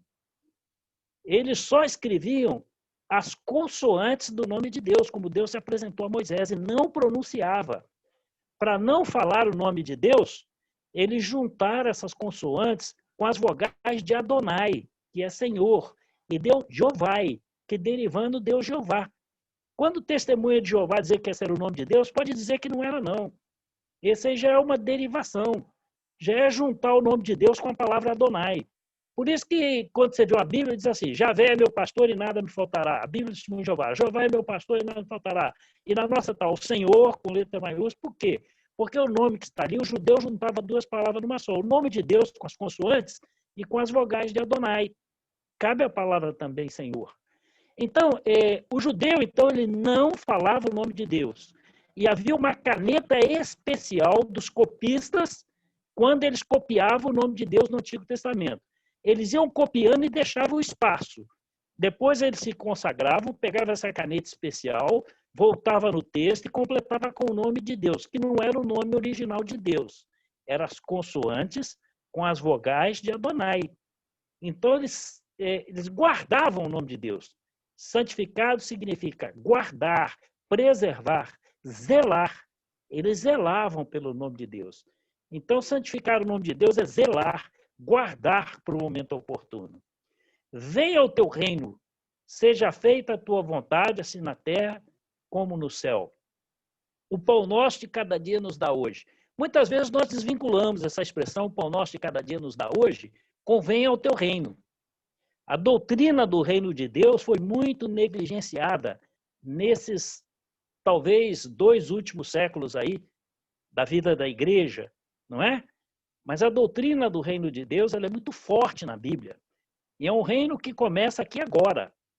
A doutrina do reino de Deus tem tudo a ver com os cristãos sendo bênção no mundo e buscando neste mundo para que todos tenham uma vida digna, para que toda mesa tenha pão, para que todas as pessoas tenham acesso a uma boa educação, tenham acesso ao cuidado da saúde. Tudo isso tem a ver com vir o reino de Deus. Venha o teu reino. Não é um reino que está nos céus e nós vamos para lá, não. É o reino para vir aqui agora. Aqui agora tem que ter os sinais do reino de Deus. No Antigo Testamento, Isaías, capítulo 65, ele fala sobre o reino de Deus. Ele fala que as pessoas vão plantar e comer da plantação, vão erguer casa e poder morar na casa. Ele fala que morrer aos 100 anos é morrer ainda jovem. Ele fala de coisa bem palpável quando ele fala do reino de Deus. Não é? No capítulo 65 de Isaías, que é o terceiro livro de Isaías, que são 3 livros, né? Ele fala muito a esse respeito. Vir o reino de Deus, então, é trazer os sinais do reino de Deus aqui e agora. Tem a ver com justiça, tem a ver com paz, tem a ver com dignidade, tem a ver com alimentação para todos, tem a ver com educação para todos, tem a ver com tratamento de saúde, acesso ao tratamento de saúde para todos. O reino de Deus tem que ter a ver com tudo isso. E quando nós ainda completamos assim, faça a tua vontade. Onde? No céu? Não. Aqui, agora, na terra. Faça aqui, agora, assim como ela é feita no céu. Deus não se alegra com a injustiça. Deus não se alegra com a fome. Deus não se alegra com a miséria. Deus não se alegra com nada disso. E nós somos porta-vozes. Nós somos os sinalizadores deste reino. Então, quando nós buscamos verdadeiramente o reino de Deus, o pão nosso de cada dia deixa de ser uma preocupação. Porque a cada dia todos vão ter o seu pão, todas as mesas terão lá o seu sustento e as pessoas vão poder ter uma vida digna. Notem bem, o livro de Lucas teve o capricho de narrar todas as vezes que Jesus apareceu depois de ressurreto, ele comeu com as pessoas. Comer é bênção. Comer tem tudo a ver com espiritualidade. Jesus ressurreto comeu com as pessoas todas as vezes que ele apareceu. E uma vez ele foi reconhecido partindo o pão na mesa. Imagine, numa refeição. Então, quando as pessoas passam fome, na realidade nós estamos impedindo que elas tenham uma bênção. Comida é bênção de Deus. Comida tem a ver com espiritualidade. Por isso que quando nós celebramos a ceia, nós lembramos uma comida. Nós partimos o pão, nós tomamos o suco de uva, né, que é o vinho, que é o produto da videira, nós nos alimentamos. A alimentação também é espiritual. Quando alguém passa fome, nós estamos impedindo de que ela tenha também uma bênção que também é espiritual. E às vezes a gente não tem esse caráter. São algumas coisas da doutrina do reino de Deus que nós perdemos aí ao longo aí de dois séculos, pelo menos, a igreja negligenciou um pouco essa questão e há uns 30 ou 40 anos atrás ela começou a ser resgatada pela teologia da libertação, que fez o alerta, e eu não sou da teologia da libertação, mas realmente eles fizeram um alerta importante, nos lembrando que isso tem a ver com o reino de Deus. Quando a gente fala, venha o teu reino, seja feita a tua vontade, aqui na terra, assim como ela é feita no céu. É aqui agora que nós temos que fazer a vontade de Deus e ser bênção, e procurar ter com que a vida possa fornecer as condições de dignidade humana para todas as pessoas, porque Jesus agia assim. Ele curava todos, nem todos voltavam para agradecer, mas ele curava todos. Bom, essa é minha ajuda aí, se alguém quiser completar, está na hora. Você falou que a comida é uma bênção, e quando você falou que Jesus, quando ele apareceu após a sua ressurreição, né, ele comia sempre. Uma das coisas que bate hoje muito no nosso coração de tristeza, e o mundo caminha para dias ainda piores em relação à fome, é que no Brasil no mundo morrem 24 mil pessoas por dia de fome. Por dia. Aqui fala o seguinte, aproximadamente 9 milhões por ano. E mais ou menos 8 milhões só de criança morrem de fome por ano. É um mundo que está caminhando, dando riquezas, e cresce cada dia mais os ricos, né? A riqueza cresce muito, principalmente agora na era da internet. Os 10 mais ricos do mundo são ligados à internet. E a gente conversa sempre, se eles dessem um pouquinho, quanto de fome que eles matariam, né? Mas enquanto isso, nós podemos dar aí uma cesta básica, né, de vez em quando, né? E essa luta, né, Luiz? A gente faz a nossa parte com a cesta básica, mas a gente tem que ir além. A gente tem que exigir justiça. A gente tem que exigir que os governos se organizem pensando nos mais pobres. É a missão da igreja levantar a sua voz profética. O profeta denuncia o pecado e o erro e anuncia a vida. Então nós temos que denunciar esse erro. A igreja não pode se calar. Enquanto tiver gente dormindo com fome, morrendo de fome, não pode se calar. Para vir o reino de Deus, isso não é sinal do reino de Deus. Nós temos que sinalizar o reino de Deus e buscar o reino de Deus. Venha o teu reino, é uma responsabilidade grande, gente, quando a gente fala isso. Uma responsabilidade grande. Se os cristãos que fossem para o governo não se corrompessem, né, nós teríamos um mundo mais justo, porque os crentes ganham eleição, chega lá, começa a fazer besteira, se corrompe, mas a política é um lugar que a gente poderia estar também ajudando muito nessa questão da fome, né, da desigualdade social, né. Eu falo isso porque eu fui professor de escola pública no estado do Rio, né, em 30 anos, e fui professor do estado de Minas Gerais também, 30 anos. Eu tratei com comunidades pobres demais, que todo dia tinha assassinato dos meus alunos. E eu convivi com isso. Quando eu fui ser candidato a vereador, eu pensei justamente nessas crianças, o que poderia ser feito por elas. Mas nossos candidatos estão lá dentro, mas nem olham isso, infelizmente, né? Infelizmente. Tem que olhar olha, por mas eles. eu tenho acompanhado a vida política, Luiz, que uma das formações minha é nessa área. O meu mestrado na Fundação Getúlio Vargas é administração pública.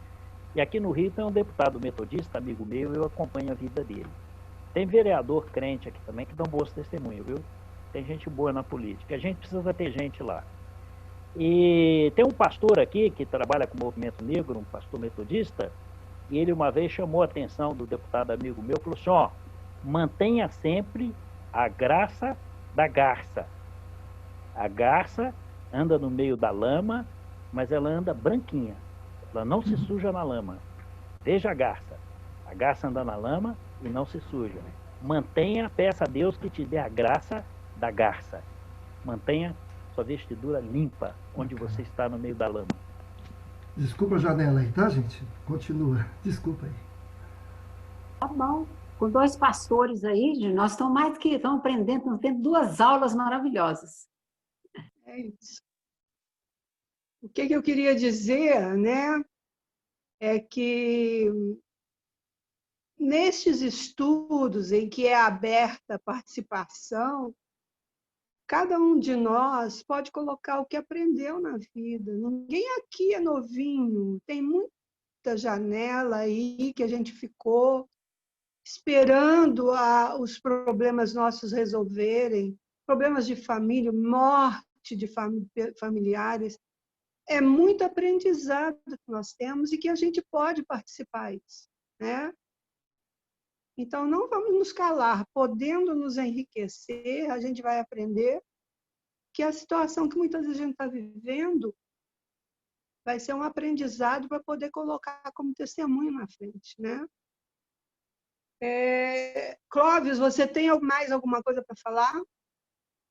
Não, de minha parte está resolvido. Você falar isso com o pastor é arriscado, né? Dá o microfone para o pastor para você ver. Falta o versículo 11, que era do Juarez, né? Ele falou já. Ele falou sobre o pão nosso. O pão nosso, eu falei que ele é uma decorrência da vinda do reino de Deus, né? Onde há justiça, onde há condições dignas para todas as pessoas. Ninguém precisa se preocupar com o pão. O pão de cada dia é dado, ele vem na mesa de todo mundo. Essa é uma preocupação que a gente tem que pensar no contexto do reino de Deus. Do reino de justiça, de paz, de igualdade, onde não há fome, não há miséria, onde as pessoas têm as condições mínimas de sobrevivência para poder se articular. Esse é o mundo que a gente precisa ajudar a construir e como igreja está sempre chamando a atenção. Né? É aquela música que estou fazendo se sou cristão, né? Aos poderosos eu vou pregar, aos homens ricos vou proclamar que a injustiça é contra Deus e a vil miséria insulta os céus. E é verdade. Bom, agora vai ser a minha participação com os versículos 12, 14 e 15. Porque depois, o 13, seria o Juarez que falaria, né? Aí o Clóvis volta de novo, tá bom? Aliás, é o Clóvis que vai falar mesmo sobre o próximo, né, Clóvis? O 13. Mas isso, era do Juarez, não, e eu esse não, peguei. esse era seu mesmo. Por que eu fiz assim? Porque o 14 e o 15, na verdade, é um complemento do 12. Pode olhar que está tudo no mesmo contexto. Eu peguei e separei o 13 para fazer o estudo. Tá bem? Tá bom. Então, o que é? Eu vou fazer uma coisa que eu sei que vocês amam. Eu vou ler a paráfrase nessa minha Bíblia aqui que eu tenho. Vocês se importam? Posso fazer? Manda a ficha. Aqui. Espera aí. O 13, tá? O mundo está cheio de pessoas que se julgam guerreiros de oração, mas que nem sabem o que é orar. Utilizam-se de fórmulas, programas, conselhos e técnicas de vendas para conseguir o que querem de Deus. Não façam essa asneira. Vocês estão diante do Pai e Ele sabe de que estão precisando, melhor que vocês mesmos. Com um Deus assim, que os ama tanto, vocês podem orar de maneira muito simples, deste modo. Nosso Pai do céu, revela-nos quem Tu és. Dá um jeito neste mundo. Faz o que é melhor, tanto aí em cima quanto aqui embaixo. Conserva-nos vivos com 3 boas refeições. Preserva-nos perdoados por Ti e perdoando os outros. Guarda-nos de nós mesmos e do diabo. Tu estás no comando. Tu podes fazer tudo o que quiseres. Tua beleza é fascinante. Amém, amém, amém. Aí diz assim, na oração há uma conexão entre o que Deus faz e o que você faz. Por exemplo, você não pode obter perdão de Deus se não perdoa os outros. Se recusar a fazer a sua parte, você estará separado de Deus. A parte aqui do João Ferreira de Almeida está assim. O antigo versículo, né, que é muito, muito, muito famoso, né, e que muitas vezes deixa as pessoas afastadas da igreja, pelo que ele diz, olha só. E perdoa as nossas dívidas, assim como nós também perdoamos aos nossos devedores. Porque se perdoarem aos outros as ofensas deles, também o Pai de vocês que está no céu perdoará vocês. Se, porém, não perdoarem aos outros as ofensas deles, também o Pai de vocês não perdoará as ofensas de vocês. Desde quando eu me entendo por gente, em termos de vida cristã, eu ouço aquela história, né, que o pastor atendeu as 2 irmãs que moravam uma perto da outra, mas estavam de mal uma com a outra. Né? Aí ele foi lá conversar com uma das pessoas, das vizinhas, que tinha, porque para ela perdoar a outra tinha uma grande necessidade de, para sair de casa, passar dentro do quintal dessa outra vizinha. Então o pastor foi lá. Olha, irmão, nós estamos com problema, essa vizinha aí precisa passar aí no seu quintal, você precisa perdoá-la, você precisa vê que ela errou e precisa perdoá-la. Em que essa pessoa que ele estava conversando respondeu para ele, perdoar eu perdoo, mas no meu quintal ela não passa. Então é isso aí. A gente vê que às vezes o perdão, né, perdoa as nossas dívidas, ela não fica só nas dívidas de relacionamento, de amor, não. Tem outras dívidas por aí, principalmente em momento de pandemia, que nós estamos precisando de perdão, que são as dívidas que a gente está adquirindo sem querer, por causa da pobreza que está assolando e que deve chegar aí nesse nosso país e no nosso mundo. Eu recebi um vídeo essa semana em que o pastor alerta que a partir de novembro nós vamos ter muito problema com o abastecimento dos mercados, não só pelo arroz, que o arroz é o mais famoso, né? Arroz e feijão é comida de pobre, e o pobre hoje nem isso está tendo para comer. Então, me chamou a atenção lá que ele está falando. Se você hoje vai ao mercado e pode comprar 2 pacotes de arroz, compre os 2. Porque se não houver necessidade de comê-lo, ou se você puder dividir, em novembro, dezembro, quando chega o Natal e que as pessoas têm mais vontade de festejar, de ter uma comida diferente, você vai poder ajudar com um pacote de arroz. Né? E isso é a convivência, porque, gente, não tem um dinheiro para comprar 1 quilo de arroz, né? Mas tem gente que está assim. E, na verdade, as pessoas querem arroz, feijão, carne, né?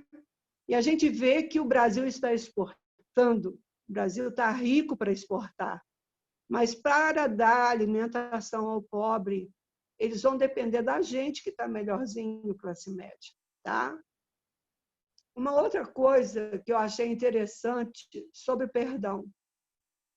Às vezes a mágoa é tão grande que no coração da gente a gente fica assim, tá bom, eu perdoei, mas eu não quero conversar mais com a pessoa. Deixa ela para lá. Paulo fez isso na Bíblia. Paulo, evangelista, fez isso na Bíblia. Ele falou lá, olha, cada um para o seu lado. Eu fico no meu lado e você, fulano, fica no seu. Entendeu? É muito sério isso. É muito sério. Precisamos colocar em prática esse amor de Jesus, que ele chama a atenção da gente para que coloquemos em prática. Tá bom? Eu vou deixar para que as outras pessoas falem sobre esse texto, sobre perdoa as nossas dívidas, assim como nós perdoamos os nossos devedores. Se Deus só perdoar igual às vezes a gente perdoa, na verdade, ele não vai perdoar. É só isso. Clóvis, tem alguma coisa para falar, acrescentar? Ou essa questão do perdão é o seguinte, quando a gente não perdoa, nós estamos fazendo mal a nós mesmos. Na realidade, nós não estamos nos perdoando.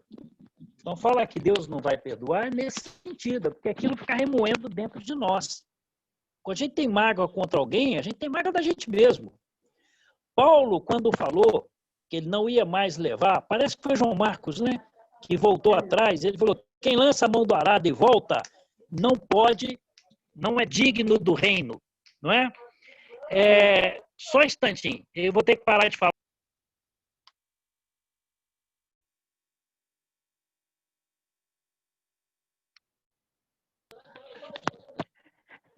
Deu rolo aqui perto de mim aqui. Mas olha só, eu estava dizendo o seguinte, quando o apóstolo Paulo falou, deixa, Marcos não pode ir comigo, porque quem lança a mão do arado não pode olhar para trás. Mas no final da vida dele, esse cara que ele falou que não ia com ele, ele pediu, traz ele aqui, porque ele estando comigo me faz muito bem. Paulo perdoou. Ele não ficou só nisso, eu não quero ir com fulano, não. Quem lança a mão do arado e olha para trás não é digno do reino de Deus. O apóstolo Paulo, na realidade, ele, no final da vida, ele pediu para levar o cara até ele, porque a presença do cara fazia bem para ele. Então, a gente, quando não perdoa e guarda mágoa no coração, nós estamos fazendo mal a nós mesmos, não é? Por isso, então, a gente não é perdoado, porque nós mesmos não nos perdoamos. Sônia, nós nos tornamos escravos dos outros, né? Porque se eu não perdoo, eu fico agoniada todo o tempo pensando naquela pessoa, me torno serva dela. É isso mesmo. Luiz, Helenita, o Dade, cadê o Dade aí? O perdão, ele aprisiona a gente, né? A falta de perdão. Tanto você pede perdão, mas as suas orações são interrompidas porque você não perdoou. A oração respondida é aquela que você exerce também com o seu próximo, né? Com aquele que está do seu lado. Eu coloquei para o grupo aí, dentro do versículo 12, sobre a falta de perdão, o que ele traz. Está aí no nosso grupo aí, mandei para o Clóvis e mandei para o grupo. Discorre-se muitas coisas, mas só um relatozinho. Eu, quando era jovem, fazia coisas de jovens, né? E levei algumas coisas até 50 anos de idade. Com 50 anos de idade, eu pedi a Deus me dar a oportunidade de pedir perdão a uma certa pessoa. Por acaso, né, eu sentei com essa pessoa num ônibus que eu não tinha costume de sentar com ela. E quando eu sentei ali do lado daquela pessoa, sabe, que queria que você me perdoasse. Deus como me tocou, eu queria que você me perdoasse, que você liberasse o perdão para mim por causa disso, disso, isso. Eu falei, que isso, rapaz? Tem nada não, não tem nada que pedir perdão não, fica tranquilo, nós éramos jovens, coisa e tal. Mas o meu coração se sentiu liberado quando de fato eu pedi perdão. Então a gente tem que vasculhar a cabeça, fazer aquela oração de Davi, né, Clóvis? O Senhor é quem sonda e me conhece, né? Sonda os meus pensamentos. Então existem coisas que elas vêm. Quando elas vêm, você tem que falar. Vê se há em mim algum caminho mau e guia-me pelo caminho reto. Quer dizer, tira a maldade. Tem coisas que você não descobre, mas se você descobrir, corre atrás. Pede perdão.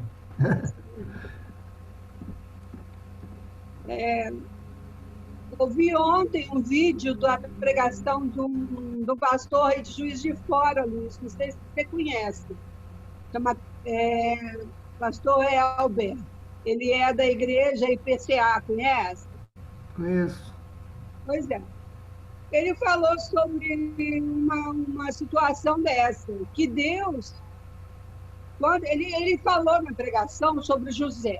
A pregação foi sobre José, aquele lance da túnica dele suja de sangue e tal. Mas num pedaço lá, ele falou sobre como que aquilo que você, né, fez lá atrás, às vezes volta para você no presente. Ele contou o caso também de um colega que ele pediu um dinheiro emprestado e que esse colega, né, que ele pediu dinheiro emprestado, ele não pagou. Ele falou, eu já tenho milhões de anos, eu vou ficar preocupado com isso? Mas chega num dia, numa igreja, quem estava no banco atrás dele tinha um cântico de cantar e rodar, né? Quando ele olha assim, ele dá de cara com o colega. Aí ele teve que conversar com o colega, entendeu? E falar com ele que estava devendo e que ele estava pagando. Então, Deus dá as chances para a gente poder colocar em dia a nossa vida, né? Traz a memória. É isso. Uma das coisas que Deus traz a memória como esperança, que fala lá em Jeremias, é memórias de coisas não saradas. Vai sarar. Concorda, Clóvis? Porque às vezes a pessoa traz à memória coisas maravilhosas, claro, sim, mas traz à memória coisas que você deve consertar também, pedir perdão, não é? Está em tempo de fazer ainda, né? O momento de oração é um momento muito mais do que a gente falando a Deus, é Deus falando conosco.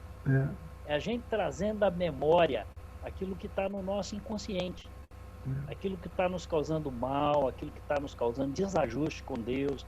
À medida que a gente vai falando, né? Tem até uma forma de terapia de um psicanalista que eu gosto muito, chamado Viktor Frankl. Eu aconselho até vocês conhecerem a história dele. Ele foi preso na Segunda Guerra Mundial no campo de concentração. Depois eu falo sobre ele. Mas ele criou uma metodologia que é a logoterapia, falar, através do falar. Não é? A Vera é psicóloga, sabe disso. A terapia funciona assim. O bom terapeuta é aquele que faz as perguntas adequadas para que a pessoa possa trazer ao consciente algumas coisas, para que ela mesma encontre o seu caminho. Esse é o bom terapeuta, ele não dá o caminho para ninguém. Ele apenas faz as perguntas corretas, que pelas técnicas que ele aprendeu, lidando com a pessoa, ele percebe onde é que pode estar o nó, na relação com o pai, com a mãe, com as pessoas, com algumas coisas, e através com as técnicas que ele desenvolveu de fazer pergunta, ele faz a pergunta de tal forma que a pessoa vai se tornando consciente daqueles impulsos inconscientes que ela tem. Acesso de raiva, acesso de ansiedade, acesso de tudo, aquilo vem ao consciente. À medida que vem ao consciente, ela trabalha melhor. Então, o bom terapeuta é esse que faz as perguntas adequadas para que a própria pessoa encontre o que está incomodando e ela mesma seja capaz de achar o seu caminho. Na oração também, muitas vezes, funciona assim conosco em relação a Deus. Deus faz a gente, por isso que o Espírito Santo clama através de nós. Porque ele faz com que a gente possa trazer para o nosso consciente aquilo que está nos incomodando no inconsciente. E aí sim, quando a gente sente que houve uma relação boa com Deus, que houve sinceridade de coração, que houve arrependimento, que houve tudo, a gente sente aquela paz gostosa que Deus dá, da comunhão com Deus, a gente sente tranquilidade, tranquiliza o nosso coração, tira os nossos temores, nos dá coragem. Aí, com fé e coragem, é o principal que a gente precisa para vencer qualquer situação, né? E isso vem quando a gente realmente abre o coração diante de Deus e faz com que venha ao nosso consciente aquilo que está no inconsciente. Por isso que tem que abrir a boca e abrir o coração mesmo e falar aquilo que está vindo à mente e abrir o coração diante de Deus. Eu já tive a oportunidade assim, de ter desavença com parentes. Isso aí, meu Deus, como machuca a gente. E por anos a fio, eu clamava a Deus pedindo misericórdia do Senhor para eu conseguir perdoar. Eu era uma tia, sangue meu. Hoje eu trato ela de maneira normal, graças a Deus. Precisava mesmo de levar isso diante de Deus. E a melhor maneira de a gente amar uma pessoa é orar por ela. Até hoje eu oro muito por ela. Então, uma maneira de você ajudá-la também é orar por ela. Um outro detalhe também é que falta de perdão traz doença para o corpo, para a alma e para o corpo. O corpo adoece. Enquanto eu me calei, os meus ossos adoeceram, falou o salmista, né? Por isso que enquanto a gente não perdoa, a gente não é perdoado. Nós estamos punindo a nós mesmos. Aí Deus diz para nós, não vos vingueis a vós mesmos. Não é? Clóvis, hoje... Vamos lá, então. Jesus, olha só. Clóvis, estou falando, está me ouvindo? Tá, pode falar. Na verdade, o que acontece? Hoje o estudo foi sobre oração. E a pergunta que não quer calar é por que eu preciso orar e falar com Deus sobre o meu problema, sobre o meu pedido, se Ele já sabe? Porque eu acho que enquanto eu falo, eu converso com o outro, eu aprendo a ter relação com Ele. A minha relação com Deus, esse Deus invisível, entendeu? Ela é muito mais estreita quando eu oro e converso. Quando eu converso com Ele, vamos esquecer a palavra oração. Quando eu falo com Ele sobre o que eu estou sentindo, quanto eu amo e quanto eu quero que Ele abençoe as pessoas. Isso aí é uma coisa, oração, tá? Então, quando a gente tem filho, igual o Luiz tem, você tem, os seus laços ficam estreitos com a conversa, com o papo que você tem com eles, né? Orar é conversar com Deus. E eu acho isso muito importante, porque nós não... uma coisa que eu me lembro, em cada época da minha vida cristã, logo que, depois que passou um tempo, vendo sobre louvor, sobre oração, quando consegui o milagre de Deus, apareceu um louvor que liberta, daquele autor, né, Merlin Carothers, que fala que você deve louvar a Deus pelos problemas que você tem e que, a partir daí, Deus libera o poder para que esses problemas sejam resolvidos. Gente, conversar com Deus sobre os problemas é essencial. Ele já sabe, mas me deixa eu falar, eu tenho esse direito de falar com Deus. À medida que falamos, vai clareando para nós exatamente qual é o nosso problema. Nós vamos tendo mais clareza, não só do problema, como do caminho a seguir. E Deus vai nos inspirando, Ele vai nos mostrando, Ele vai trabalhando conosco. O Espírito Santo em nós ora junto conosco e vai trabalhando conosco. Por isso, muito mais do que nós falando a Deus em oração, é Deus falando conosco também. O que eu acho lindo é o Espírito Santo interceder por nós com gemidos inexprimíveis. Algo que a gente não consegue nem saber como ele faz. Maravilhoso, entendeu? A época agora é do Espírito Santo, é ele falar, entendeu? Ele está aqui, mas ele leva a gente a orar para glorificar o nome de Jesus. Então, isso, para mim, é muito importante que cada irmão que está aqui saiba. E eu gostaria de ouvir aí o Dade, né, o resto do pessoal. Tem mais alguma coisa para falar? A Bel, a Helenita, a Suzana. A Bel já saiu, ela falou que ficaria pouco tempo e ela saiu, né? A Bel não está conosco, não. Os demais estão. Ô, Vera, é uma coisa interessante que vocês estão falando aí. Duas coisas, é o pedir perdão e liberar perdão. Porque o pedir perdão é eu procurar a pessoa que eu ofendi. E o liberar perdão é eu liberar o perdão a uma pessoa que me ofendeu. Né? Eu me lembro que há muitos anos atrás, um filho de uma senhora da nossa igreja, ele entrou nas drogas, vivia muito problema com a família, ele usou tanta droga que as feridas, o corpo dele virou chagas. Um dia lá no hospital, eu fui visitá-lo e ainda falei assim, fulano, por que você não libera o perdão para a sua família? Mas ele falava tão mal, tão mal, tão mal. Eu orei com ele. No final das contas, a pessoa que ele mais odiava foi a pessoa que o acolheu quando ele saiu do hospital. Eu falei, libera o perdão, meu filho. Se você não liberar o perdão, você vai ficar cada vez pior. Orei muito com ele. Então, uma coisa é pedir perdão. Peço perdão. Outra coisa é ter coragem de liberar o perdão. Isso mesmo. Meus pais me ensinaram a não guardar raiva. Meus pais não guardavam raiva de ninguém. A minha mãe repetia muito uma frase conosco, eu nunca me esqueci. Ela dizia assim, sê como o sândalo, que perfuma o machado que o fere. Eu não consigo ter raiva de ninguém, pode ser o que for. Eu não guardo raiva de ninguém. Não guardo mágoa, não guardo raiva de ninguém. Não é? E quando eu tenho chance, e eu percebo que alguém pisou na bola comigo, eu faço questão de deixar claro para a pessoa, ou diretamente, ou através de algum amigo comum, não tem mágoa, não tem nada, está tudo certo, não tem nada. O verdadeiro amor, gente, eu entendo a frase de Shakespeare, amar é nunca ter que pedir perdão. Quando há verdadeiro amor, a pessoa não guarda raiva. Você nem precisa pedir perdão. Quando há maturidade cristã nesse nível, por causa disso. Se algum dia algum de vocês pisar na bola comigo, pode ter certeza, eu não estou na perfeição cristã, não. Não precisa me pedir perdão, porque eu não guardo raiva.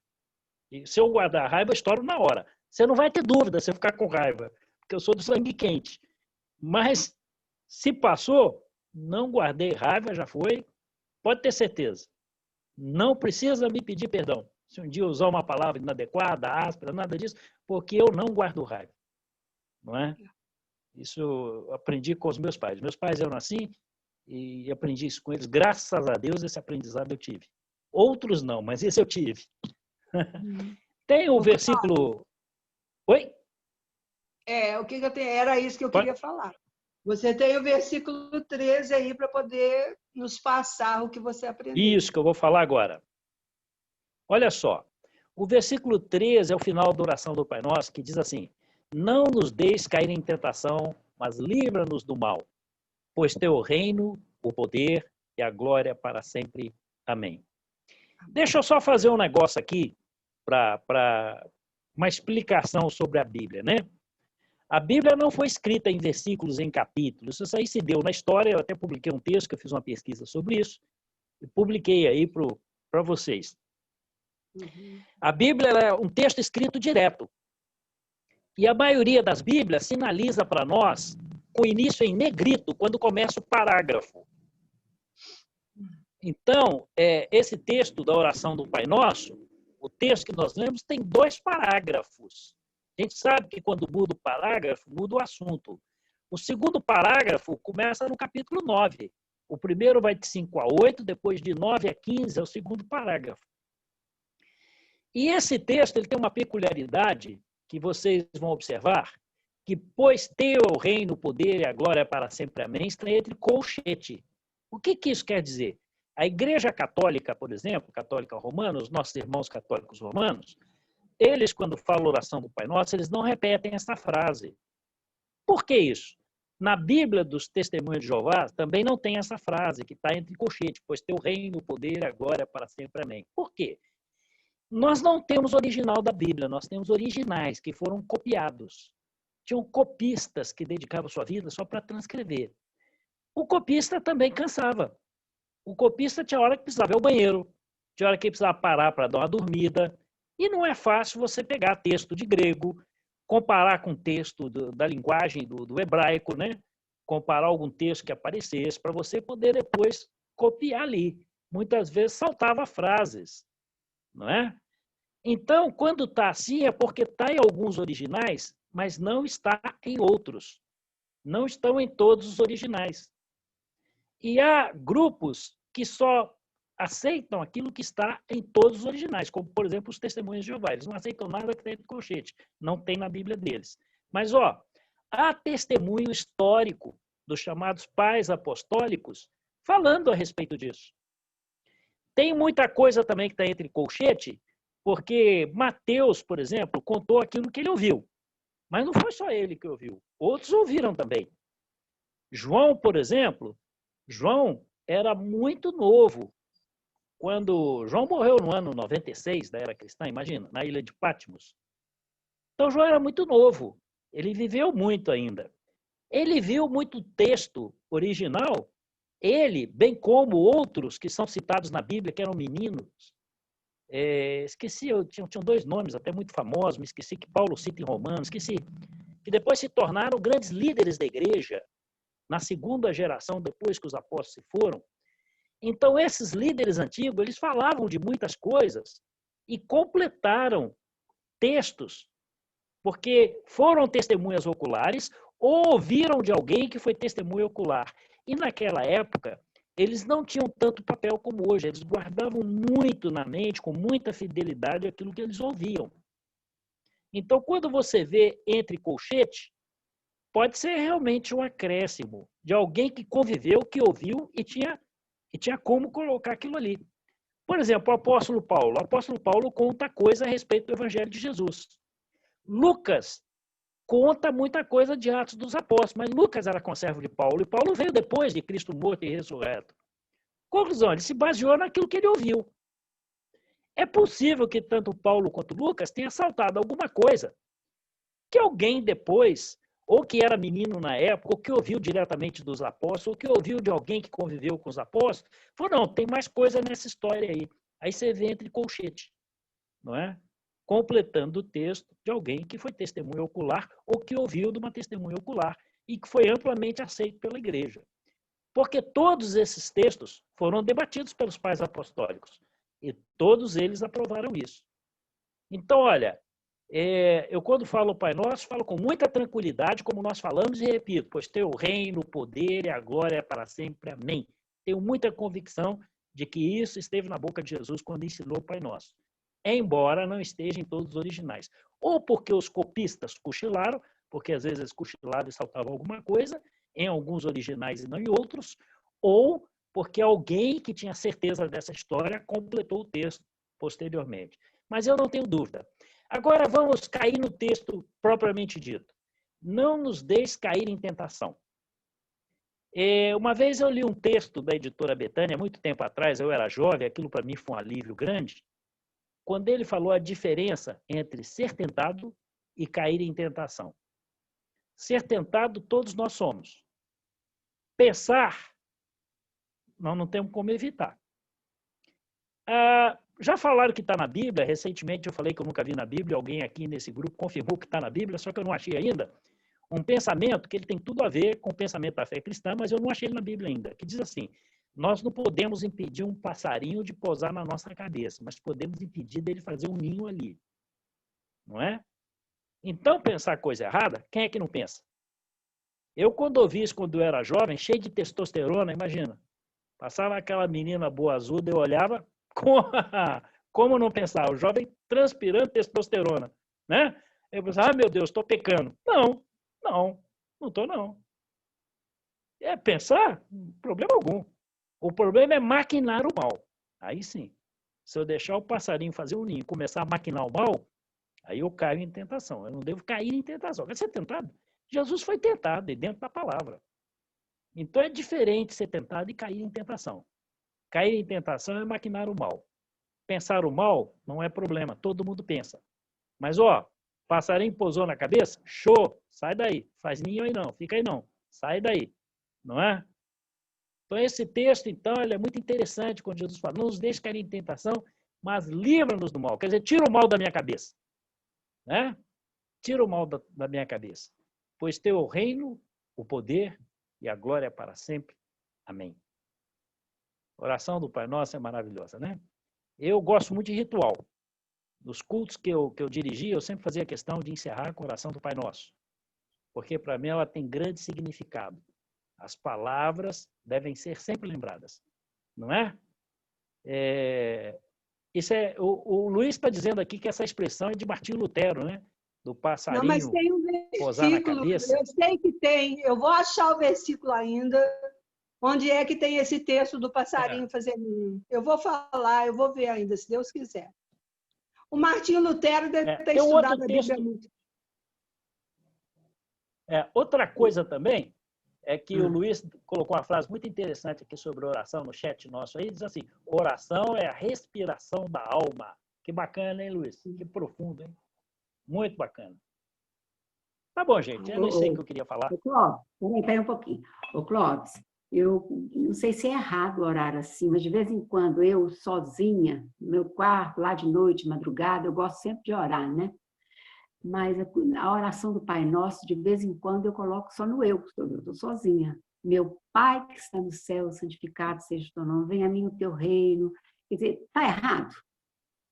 Eu botar no eu. Não está, mas está incompleto, né? Porque o reino de Deus ele não vem só no nosso interior. O reino de Deus está para além, ele é do exterior. Mas eu estou ali, sozinha com ele. Errado não está, não, mas nós não podemos perder a dimensão da fé, que a fé é para a coletividade. É para abençoar os irmãos da fé e para abençoar aqueles também que não são da fé. Toda a família humana. É exemplo de Jesus, né? Nós estamos aqui para ser bênção. Ser bênção para todos, inclusive para o incrédulo, para o ímpio, nós temos que ser bênção para todos. E o reino de Deus tem que vir para todos. Nós temos que buscar as bênçãos desse reino não só para nós, mas para todos. E exigir de quem toma decisões no país, no mundo, de que olhe para os mais necessitados e dê uma vida de dignidade para todos. Isso é missão da igreja. Isso é função nossa como crente. Como diz Luiz, 24 mil pessoas morrem por dia aí de fome. Isso tem tudo a ver conosco. O reino de Deus tem que vir. Então a gente pode orar assim, venha sobre mim. Tem que começar comigo, no meu interior. Mas a gente tem que lembrar da dimensão do reino. O reino é total, né? E quando a gente estuda Isaías, lê depois Isaías 65. Céu novo, terra nova. Ali fala do reino de Deus aqui e agora. É um texto lindíssimo. É o terceiro livro de Isaías, né? Hoje a gente sabe que são 3 Isaías. O primeiro dele vai até o versículo 39, não é? O segundo vai de 40 a 55, a 54, o terceiro vai de 55 a 65. O segundo e o terceiro foram escritos depois da escravidão da Babilônia. O primeiro foi no ano 700. Na realidade, eram 3 Isaías, né? Que foi juntado num livro só, quando fizeram o cano na Septuaginta, no ano 200. Mas esse terceiro Isaías ele é muito calcado nas questões do reino de Deus. O segundo fala muito do pastoreio de Jesus, né? É um texto que fala muito a respeito disso. Do refrigério, de um Deus que não esquece de nós, um Deus que cuida de nós. Não é? Então, os 3 textos de Isaías se completam, eles são lindos. E esse último texto aí, Céu Novo, Terra Nova, é muito desafiante. Fica como desafio para vocês ler esse texto hoje, tá bom? Tá bom. Bom, eu gostaria de dizer que eu estou muito feliz e sempre estarei de estar aqui às segundas. E eu gostaria de convidar de novo a todos. O tema hoje foi oração, conversar com Deus. A gente está aceitando sugestão de todos os participantes sobre o próximo tema, outras reuniões vão acontecer e a gente gostaria que vocês participassem, né? Oração, para mim, é muito importante, é criar laço com Deus, tá? De modo que mesmo que eu não esteja em oração dentro do metrô, dentro do ônibus, ou no shopping, ou na rua, no mercado, eu já vou pensar e falar com Deus sobre o que eu gostaria que acontecesse. Sobre as mínimas coisas e sobre os problemas maiores que puderem estar comigo no momento, tá? Então, o meu convite é que cada um crie hoje laços com Deus. Converse com Deus. Se tem existido uma distância aí na sua vida, que você tenta se colocar mais perto de Deus através da oração. Gemidos inexprimíveis, o Espírito Santo intercede por nós. Tá? Que Deus abençoe a todos nós. Eu vou pedir ao Luiz Cardoso, pastor Luiz Cardoso, que ore agora, encerrando a reunião. Tá? E depois tem o Clóvis, que vai dar a bênção apostólica. Tá, Clóvis? Foi um prazer estar com vocês, tá? Suzana, depois eu coloco no grupo o retrato da minha filha. E eu lembro que a gente erra muito em nossas orações, quando a gente conversa sobre a gente, porque a gente é cheio de problemas, cheio de erros. Uma das formas de você acertar a oração é conhecer a palavra, né? É conhecendo a palavra. Orar a palavra de Deus. A palavra de Deus, ela nos ensina a orar. Orar a palavra de Deus. Então, seria uma prática muito legal nossa, né, que estudamos sobre oração hoje, sempre antes de orar, ler a palavra. E orar a palavra que você leu. Não vai ter erro, né? Ela vai sair lá, a palavra é a própria vida do Senhor em nós, porque Deus é a palavra, né? Deus abençoe vocês. Pai, nós te glorificamos, meu Deus, porque o Senhor nos trouxe aqui, um grupo pequeno, mas um grupo que quer aprender do Senhor, Pai. Muito obrigado por essa oportunidade de rever meus amigos e conversar com eles, Pai, sobre a Tua palavra, sobre conversar com o Senhor. Deus amado, fica conosco, Pai, que a Tua graça, Tua bondade, Tua misericórdia, que já nos alcançou, seja abundante em nossas vidas, com cada um dos meus irmãos, em cada uma das cidades que eles estiverem. E a outros irmãos, Pai, que não puderam estar aqui hoje, Pai, os alcança também com a Tua bênção, que nós possamos ter nesse dia, nessa noite, uma noite diante do Senhor, com sonhos do Senhor. Se o Senhor nos permitir, Pai, assim nós queremos sonhar com o Senhor, sonhar com os Teus projetos. Enquanto dormimos, queremos sonhar contigo, meu Pai. Enquanto acordados, queremos viver contigo em todos os momentos. Fica conosco, Pai. Muito obrigado por esse dia que se pinda, mas que o Senhor continua conosco em todos os instantes, 24 horas. Assim oramos e agradecemos por tudo em nome de Jesus. Amém. Amém. Que a paz de Deus, que está acima da nossa compreensão, o amor de seu Filho Jesus Cristo e a presença e poder do Espírito Santo seja conosco, com todo o povo de Deus, com todo homem e mulher de boa vontade, hoje e para sempre. Amém. Amém.